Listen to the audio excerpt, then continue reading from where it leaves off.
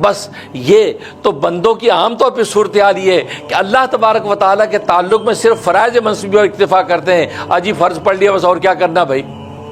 اور آج کل تو فرائض کے اندر بھی اگر زور کی 12 رکعتیں ہیں، وہ کہتے ہیں 4 فرض پڑھ لیے بس ہو گیا جی، فرض پورا ہو گیا جی، سنت ہے۔ اور چھوڑیے یار، سنت ہے تو سنت ہے، وہ تو ایک ایکسٹرا چیز ہے، کر لی تو نہ کر لی، بس 4 فرض ہم پڑھ لی۔ تو آج کے اس دور کے اندر تو انسان اتنا تکاسل کا شکار ہوتا چلا جا رہا ہے، یہ تعلق اتنا کمزور ہوتا چلا جا رہا ہے کہ 5 وقت کی نماز کے اندر بھی صرف فرائض واجبات کو اس نے اچک لیا اور اس کو کر کے فارغ ہو جاتا ہے۔ وہ یہ نہیں سوچتا کہ زور کی نماز میں 4 پہلے سنتیں پڑھنی تھیں، پھر 4 فرض پڑھنے تھے، پھر 2 سنتیں پڑھنی تھی، پھر 2 نفل پڑھنے تھے۔ یہ سنن و نوافل کیا ہیں؟ یہ اللہ تبارک و تعالیٰ کے وہ مستحبات ہیں، اللہ تبارک و تعالیٰ کی وہ محبوب چیزیں ہیں کہ اللہ ان کے ذریعے سے فرائض کو قبول کرنے میں آسانی پیدا کر دیتے ہیں۔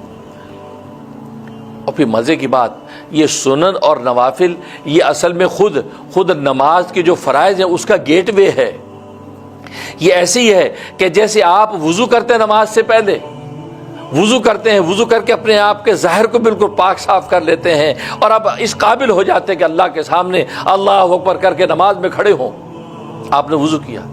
اور سنتیں کیا ہیں؟ سنت اندر کے باطن کو پاک کرنے کا اصل میں یہ ذریعہ ہے، جیسے وضو ظاہر کو پاک کرنے کا ذریعہ ہے، تو یہ جب آپ 4 سنتیں زور سے پہلے ادا کرتے ہیں، یہ باطن کو پاک کرنے کا ذریعہ ہے۔ ظاہر سے آپ نے وضو سے پاک کر لیا، باطن کو آپ سنتیں پڑھ کے پاک کر لیا، اب ظاہر باطن آپ پاک اور مصفا ہو گیا۔ اب آپ جب اس پاک ذات کے سامنے کھڑے ہوں گے، اللہ تبارک و تعالیٰ ایک ایسا پاک سجدہ عطا فرما دیں گے، وہ ایک سجدہ آپ کی نجات کے لیے کافی ہو جائے گا۔ اس لیے سنتیں ہیں، جب سنتیں پڑھتا ہے تو اندر کا پاک ہو جاتا ہے، خدا کے سامنے جھک جاتا ہے۔ جب اندر پاک ہوا، اب پاکیزہ ہو کے خدا کے سامنے کھڑا ہوتا ہے۔ اس لیے سنتیں فرض کی،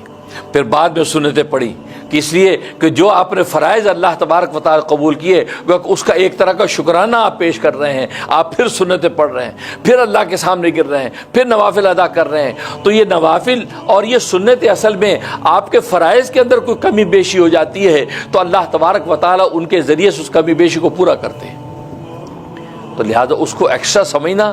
یہ انسان کی نادانی ہے، جی سنتیں ایکسٹرا چیز ہیں، نوافل ایکسٹرا نہیں، ہمارے اٹسیلف فرائض، یہ فرائض ہی پورے کہاں ہوتے ہیں، اسی کے اندر کمی رہ جاتی ہے۔ اس لیے اہل دل نے ایک بڑی عجیب بات لکھی ہے، علماء محققین فرماتے ہیں کامل نماز اگر کسی کی دنیا میں ہوئی، وہ کس کی ہوئی؟ محمد مصطفیٰ احمد مجتبیٰ خاتم الانبیاء صلی اللہ علیہ وسلم کی نماز اصل میں کامل نماز ہے۔ اس کے علاوہ کائنات میں کسی کی نماز کامل نہیں ہے۔ باقیوں کے نماز کے اندر کمال اسی طرح پیدا ہوگا کہ جب وہ سنت نفلیں پڑھیں گے اور آخرت میں نمازیں جب پیش ہوں گی تو اللہ تبارک و تعالیٰ فرائض کے اندر جب نقص دیکھیں گے، اس کے اندر جب ضعف دیکھیں گے، ان سنت و نفلوں کے ذریعے اس فرض کے ضعف کو اور ازالے کو پورا کر دیں گے۔ اسی لیے تو اللہ تبارک و تعالیٰ سنت نفلیں دی ہیں کہ اس لیے کہ ہمارا فرض کامل نہیں ہے، اس کو کامل کرنے کے لیے اللہ نے، اور یہی وجہ ہے کل روز قیامت میں حدیث میں آتا ہے جب نمازوں کا حساب لیا جائے گا اور اس میں کوئی کمی بیشی نکلے گی کہ فرائض میں یہ کوتاہی، یہ کمی، تو اللہ تبارک و تعالیٰ فرمائے گا اچھا دیکھو اس کی سنت نفلیں ہیں کوئی؟ ہاں جی ان کے نوافل ہیں، سنن ہیں، فرمایا اس کے نوافل سنن کے ذریعے سے اس کے فرائض کی کمی پوری کر دو۔ اب بتائیے جو چیز آپ کے فرائض کو پورا کرنے کے لیے آپ کے ساتھ لگائی گئی ہے، آپ اس کو ایکسٹرا کیسے کہہ سکتے ہیں کہ یہ ایکسٹرا ہے؟ ایکسٹرا نہیں، آپ کی اس نماز کا حصہ ہے۔ لہذا زور کی نماز آپ کو 12 رکعت ہی پڑھنی چاہیے، کیونکہ آپ کی جو 4 فرض ہیں اسی کی تکمیل کے لیے اللہ تبارک و تعالی نے باقی جو رکعت آپ کو دی ہیں، 4 پہلے دی ہیں، 4 بعد میں دی ہیں، 2 بعد میں دی ہیں، پھر 2 بعد میں دی، اسی طرح 8 رکعت آپ کو جو مزید دی ہیں وہ اس لیے دی ہیں تاکہ اس فرض کی تکمیل ہو سکے۔ اسی طرح عصر کی نماز ہے، عصر کی نماز کہنے کو جی 4 رکعت ہے، جی نہیں 8 رکعت ہے، اس میں سنت غیر مؤکدہ اللہ تبارک و تعالی متعین کی، تاکہ میں نے جیسے بتایا وضو سے ظاہر کو آپ نے پاک کیا اور ان سنتوں سے باطن کو پاک کیا، اور پاک کر کے جب اللہ کے سامنے کھڑے ہوئے تو اللہ تبارک و تعالی ایک ایسا پاک سجدہ عطا کر دیں گے کہ آپ کی نجات کے لیے کافی ہو جائے گا۔ پھر مغرب کی نماز آئی، مغرب میں آپ نے 3 فرض پڑھے، اس کے بعد 2 سنتیں پڑھی، پھر 2 نفل پڑھے، تو گویا کہ اسی طرح عشاء کی نماز ہے۔ عشاء کی نماز کہنے کو جی 4 فرض ہیں، 3 وتر ہے، 7 رکعت بس بہت ہے، نہیں 17 رکعت ہے، 17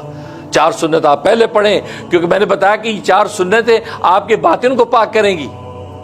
اور یہ وہ گیٹ وے ہے کہ آپ فرض کے اس حدود کے اندر داخل ہو رہے ہیں۔ 4 سنت پڑھ کے پھر آپ اس کے بعد 4 فرض ادا کریں گے، 4 فرض ادا کرنے کے بعد پھر 2 سنتیں آپ ادا کریں گے، 2 سنتیں ادا کر کے پھر 2 نفل آپ ادا کریں گے، 2 نفل ادا کر کے اب 3 وتر آپ پڑھیں گے، 3 وتر کے بعد پھر 2 نفل پڑھیں گے، آپ کے 17 رکعت پوری ہوں گی، عشاء کی نماز آپ کی مکمل ہوئی۔ اب آپ یہ سمجھیں کہ نہیں 4 فرض اور 3 وتر کے علاوہ باقی سب زائد ہے، زائد نہیں ہے۔ جیسے میں نے عرض کیا، یہ آپ کے اس فرض اور واجب کی تکمیل ہی کے لیے اللہ تبارک و تعالی نے آگے پیچھے سنن اور نوافل لگا دیے ہیں، تاکہ ان مستحبات تک جب پہنچو گے تو تمہارا تعلق اپنے اللہ کے ساتھ ضرورت کا نہیں رہے گا، بلکہ اللہ کے ساتھ تمہارا تعلق محبت کا پیدا ہو جائے گا۔ اور اللہ کو یہی مطلوب ہے کہ بندے کا تعلق اپنے اللہ کے ساتھ محبت کا ہو۔ ضرورت کا تعلق تو سب ہی رکھ لیتے ہیں، ضرورت کا تعلق تو کوئی مشکل بات نہیں ہے، کیونکہ اجرت کا تعلق ایک اجیر بھی رکھ سکتے، ایک مزدور وہ آپ سے اجرت لے کے آپ کا کام کر دے گا، بس صحیح ہے، اجرت کا تعلق تو اتنا کافی ہے۔ لیکن ایک ایسا تعلق ہو کہ آپ اجرت پر نگاہ ہی نہ ہو، بس یہ ہو کہ میرا اللہ مجھ سے راضی ہو جائے، اللہ سے خود اللہ ہی کو مانگیں، اللہ سے اللہ کے غیر نہ مانگیں، اللہ سے کہ یا اللہ تو آپ اپنا آپ ہمیں عطا کر دے، یا اللہ تو ہمیں مل جا، اور ظاہر ہے کہ جس کو اللہ مل گیا اس کو ساری خدائی مل گئی۔